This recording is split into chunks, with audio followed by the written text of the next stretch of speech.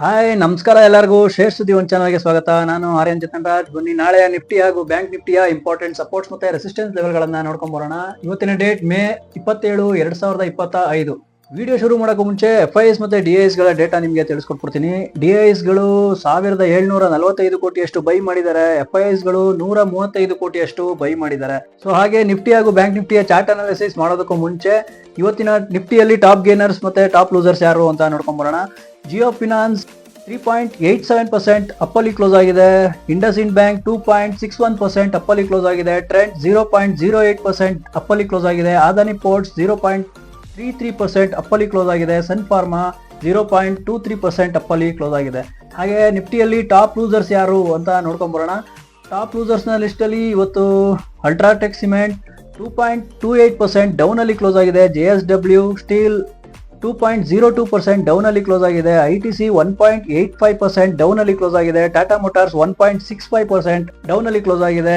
Grasim 1.63% down ಅಲ್ಲಿ close ಆಗಿದೆ. Next ಬನ್ನಿ ನಿಫ್ಟಿ ಹಾಗೂ ಬ್ಯಾಂಕ್ ನಿಫ್ಟಿಯ ಚಾರ್ಟ್ ಅನಾಲಿಸಿಸ್ ಶುರು ಮಾಡೋದಕ್ಕೂ ಮುಂಚೆ ನಿನ್ನೆ ನಾವು ಮಾಡಿದಂತಹ ಚಾರ್ಟ್ ಅನಾಲಿಸಿಸ್ ಪರ್ಫೆಕ್ಟ್ ಆಗಿ ಇತ್ತಾ ಇಲ್ವಾ ಅಂತ ನೋಡೋದಾದ್ರೆ ನಮಗೆ ಕ್ಲೋಸಿಂಗ್ ಕೊಟ್ಟಿತ್ತು ಈ ರೇಂಜ್ ನಲ್ಲಿ, ಎಲ್ಲಿ 25,000 ರೇಂಜ್ ನಲ್ಲಿ ಕ್ಲೋಸಿಂಗ್ ಕೊಟ್ಟಿತ್ತು. ನಿನ್ನೆ ನಾವು ಡಿಸೈಡ್ ಮಾಡಿದ್ವಿ ನಮ್ಮ ಟಾರ್ಗೆಟ್ ಗಳು ಯಾವ ಲೆವೆಲ್ ಗಳನ್ನ ಬ್ರೇಕ್ಔಟ್ ಕೊಟ್ರೆ ನಾವು ಬೈಯಿಂಗ್ ಆಪರ್ಚುನಿಟೀಸ್ ನ ಹುಡುಕ್ಬೋದು ಅಂತ ನೀಟಾಗಿ ಪ್ಲಾನ್ ಮಾಡ್ಕೊಂಡಿದ್ವಿ. ನೆನಪಿದ್ಯಾ? ಈ ಲೆವೆಲ್ ಗಳು ನಮಗೆ ಸಪೋರ್ಟ್ ಮತ್ತೆ ರೆಸಿಸ್ಟೆನ್ಸ್ ಲೆವೆಲ್ ಗಳಾಗಿತ್ತು. ಯಾವುದು 24,920 ಈ ರೇಂಜ್ ನ ನಾವು ಸಪೋರ್ಟ್ ಆಗಿ ನಾವು ಹಾಕೊಂಡಿದ್ವಿ. ಈ ರೇಂಜ್ ಏನ್ ನಾನು ಡ್ರಾಯಿಂಗ್ಸ್ ಹಾಕಿದಿನಲ್ಲ ಇದು ಹಳೆಯ ಡ್ರಾಯಿಂಗ್ಸೇ ಆಗಿದೆ, ಯಾವುದು ಚೇಂಜ್ ಮಾಡಿಲ್ಲ.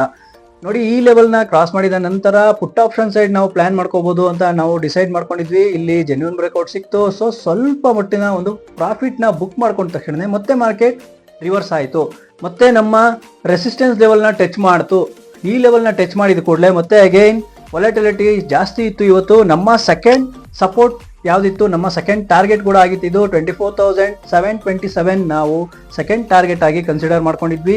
ಈ ಲೆವೆಲ್ ನ ಟಚ್ ಮಾಡ್ತು, ಮತ್ತೆ ಮಿಡ್ ಅಲ್ಲಿ ಬಂದು ಇವತ್ತು ಕ್ಲೋಸಿಂಗ್ ಕೊಟ್ಟಿದೆ. ಸೊ ಇದರಲ್ಲಿ ನಾವು ಅರ್ಥ ಮಾಡ್ಕೋಬಹುದು ನಿನ್ನೆ ನಾವು ಮಾಡಿದಂತಹ ಸಪೋರ್ಟ್ ಮತ್ತೆ ರೆಸಿಸ್ಟೆನ್ಸ್ ಲೆವೆಲ್ಗಳು ಪರ್ಫೆಕ್ಟ್ ಆಗಿ ನಾವು ಹಾಕೊಂಡಿದ್ವಿ ಅಂತ.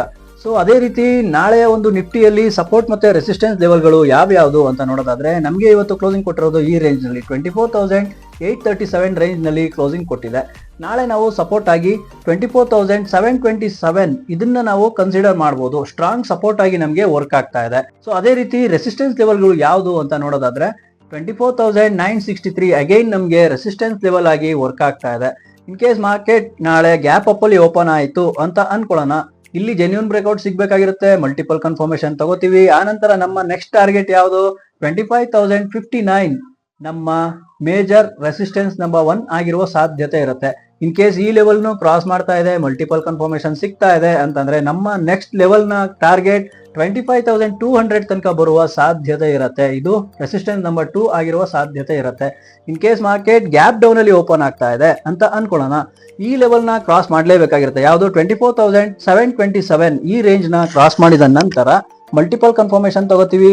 ಇಲ್ಲಿ ಜೆನ್ಯೂನ್ ಬ್ರೇಕ್ಔಟ್ ಆಗ್ತಾ ಇದೆಯಾ ಅಂತ ಕನ್ಫರ್ಮ್ ಮಾಡ್ಕೊಂಡ ನಂತರ ನಮ್ಮ ಟಾರ್ಗೆಟ್ ಯಾವ್ದಾಗಿರುತ್ತೆ ನೋಡ್ತಾ ಇದ್ರಲ್ಲ, ಇದು ನಮ್ಮ ಸ್ಟ್ರಾಂಗೆಸ್ಟ್ ಸಪೋರ್ಟ್ ಆಗಿರುತ್ತೆ. ಯಾವುದು 24,500 ನಮ್ಮ ಸ್ಟ್ರಾಂಗ್ ಸಪೋರ್ಟ್ ಆಗಿ ಕಾಣಿಸ್ತಾ ಇದೆ. ಪ್ರೀವಿಯಸ್ ಅಲ್ಲಿ ನೋಡಿ ಈ ಲೆವೆಲ್ ನ ನಮ್ಮ ಟಚ್ ಮಾಡಿ ಮತ್ತೆ ರಿವರ್ಸ್ ತಗೊಂಡಿದೆ. ಈ ಲೆವೆಲ್ ನ ನಾವು ಟಾರ್ಗೆಟ್ ಆಗಿ ನಾವು ಫಿಕ್ಸ್ ಮಾಡ್ಕೋಬಹುದು. ಸೊ ಇನ್ ಕೇಸ್ ಮಾರ್ಕೆಟ್ ಈ ಲೆವೆಲ್ ನು ಕ್ರಾಸ್ ಮಾಡಲಿಲ್ಲ, ಸಪೋರ್ಟ್ ನು ಕ್ರಾಸ್ ಮಾಡಿಲ್ಲ, ರೆಸಿಸ್ಟೆನ್ಸ್ ನು ಕ್ರಾಸ್ ಮಾಡಿಲ್ಲ ಅಂತಂದ್ರೆ ನಿಮ್ಗೆ ಗೊತ್ತೇ ಇದೆ ಇಲ್ಲಿ ಟೈಮ್ ಪಾಸ್ ಲೆವೆಲ್ ಆಗಿರುತ್ತೆ. ಬೈಯಿಂಗ್ ಆಪರ್ಚುನಿಟೀಸ್ ನ ಖಂಡಿತವಾಗ್ಲೂ ಇಲ್ಲಿ ಹುಡ್ಕಕ್ ಹೋಗ್ಬಿಡಿ. ಇಲ್ಲಿ ಬೈಯಿಂಗ್ ಆಪರ್ಚುನಿಟೀಸ್ ನ ಹುಡುಕಿದ್ರೆ ಖಂಡಿತವಾಗ್ಲೂ ಅವರು ಲಾಸ್ ಮಾಡ್ಕೊಂತಾರೆ.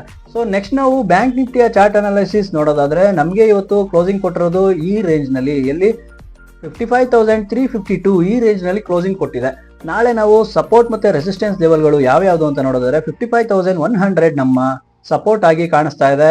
55,500 ನಮ್ಮ ರೆಸಿಸ್ಟೆನ್ಸ್ ಆಗಿ ಕಾಣಿಸ್ತಾ ಇದೆ. In case market gap up ಅಲ್ಲಿ ಓಪನ್ ಆಯಿತು, ಮಾರ್ಕೆಟ್ ಇಲ್ಲಿ ಜೆನ್ಯೂನ್ ಬ್ರೇಕ್ಔಟ್ ಕೊಡ್ತಾ ಇದೆ ಅಂತಂದ್ರೆ ನಮ್ಮ ರೆಸಿಸ್ಟೆನ್ಸ್ ನಂಬರ್ 1 55,800 ಆಗಿರುವ ಸಾಧ್ಯತೆ ಇರುತ್ತೆ. ಇಲ್ಲಿ ನೋಡಿ ಇದು ನಮ್ಮ ಸ್ಟ್ರಾಂಗ್ ರೆಸಿಸ್ಟೆನ್ಸ್ ಆಗಿ ವರ್ಕ್ ಆಗ್ತಾ ಇದೆ. ಇಲ್ಲಿ ಮಾರ್ಕೆಟ್ ಟಚ್ ಆಗ್ತಾ ಇದೆ ಅಂತಂದ್ರೆ ನಿಮ್ಮ ಸ್ಮಾಲ್ ಪ್ರಾಫಿಟ್ಸ್ ಏನಿರುತ್ತೆ ಅದನ್ನ ಬುಕ್ ಮಾಡ್ಕೊಂಡ್ರೆ ಅವರು ಬುದ್ಧಿವಂತರಾಗ್ತಾರೆ, ಸೇಫ್ ಆಗ್ತಾರೆ.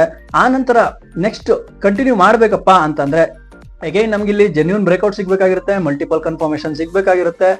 ಆ ನಂತರ ನಾವು ನೆಕ್ಸ್ಟ್ ಟಾರ್ಗೆಟ್ ನ ಫಿಕ್ಸ್ ಮಾಡ್ಕೋಬಹುದು. ಎಲ್ಲಿ 55,976 ಈ ರೇಂಜ್ ನ ಟಚ್ ಮಾಡುವ ಸಾಧ್ಯತೆ ಇರುತ್ತೆ.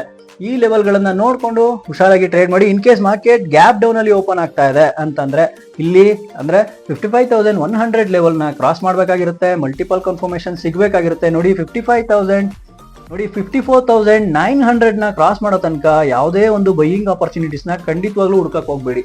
ಈ ಲೆವೆಲ್ ನ ಕ್ರಾಸ್ ಮಾಡಿ ಮಲ್ಟಿಪಲ್ ಕನ್ಫರ್ಮೇಶನ್ ಸಿಗ್ತಾ ಇದೆ ಅಂತಂದ್ರೆ ನೆಕ್ಸ್ಟ್ ಲೆವೆಲ್ ನ ಟಾರ್ಗೆಟ್ ನಮಗೆ ಸಪೋರ್ಟ್ ಆಗಿ ಕಾಣಿಸ್ತಾ ಇರೋದು 54,540 ಈ ರೇಂಜ್ ನ ಟಚ್ ಮಾಡುವ ಸಾಧ್ಯತೆ ಇರುತ್ತೆ. ನೋಡಿ ಪ್ರೀವಿಯಸ್ ಅಲ್ಲಿ ನಮಗೆ ಇಲ್ಲಿ ಟಚ್ ಮಾಡಿದ ಕೂಡಲೇ ಮಾರ್ಕೆಟ್ ಹೇಗೆ ರಿವರ್ಸ್ ಆಯ್ತು. ಈ ಲೆವೆಲ್ಗೆ ಬಂದ ತಕ್ಷಣ ಟಾರ್ಗೆಟ್ ಗಳನ್ನ ಬುಕ್ ಮಾಡ್ಕೊಂಡ್ರೆ ಸೇಫ್ ಆಗ್ತಾರೆ.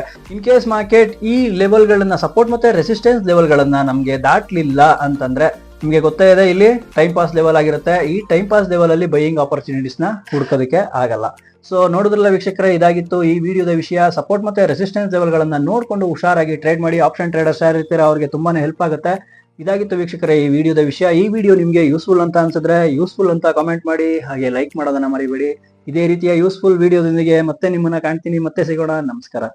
ನೀವು ಶೇರ್ ಮಾರ್ಕೆಟ್ಗೆ ಹೊಸಬ್ರಾಗಿದ್ರೆ ಶೇರ್ ಮಾರ್ಕೆಟ್ ನಲ್ಲಿ ಟ್ರೇಡ್ ಮಾಡೋಕೆ ಹಾಗೆ ಇನ್ವೆಸ್ಟ್ಮೆಂಟ್ ಮಾಡೋಕೆ ಡಿಮೆಟ್ ಅಕೌಂಟ್ ನ ಅವಶ್ಯಕತೆ ಇರುತ್ತೆ. ಯಾರ ಹತ್ರ ಡಿಮೆಟ್ ಅಕೌಂಟ್ ಇಲ್ವೋ ಅವರು ಫ್ರೀ ಆಗಿ ಡಿಮೆಟ್ ಅಕೌಂಟ್ ನ ಓಪನ್ ಮಾಡ್ಕೊಳ್ಳಿ. ಡಿಸ್ಕ್ರಿಪ್ಷನ್ ಅಲ್ಲಿ ಲಿಂಕ್ ನ ಶೇರ್ ಮಾಡಿರ್ತೀನಿ, ಅದನ್ನ ಯೂಸ್ ಮಾಡ್ಕೊಂಡು ಫ್ರೀ ಆಗಿ ಡಿಮೆಟ್ ಅಕೌಂಟ್ ನ ಓಪನ್ ಮಾಡ್ಕೊಳ್ಳಿ.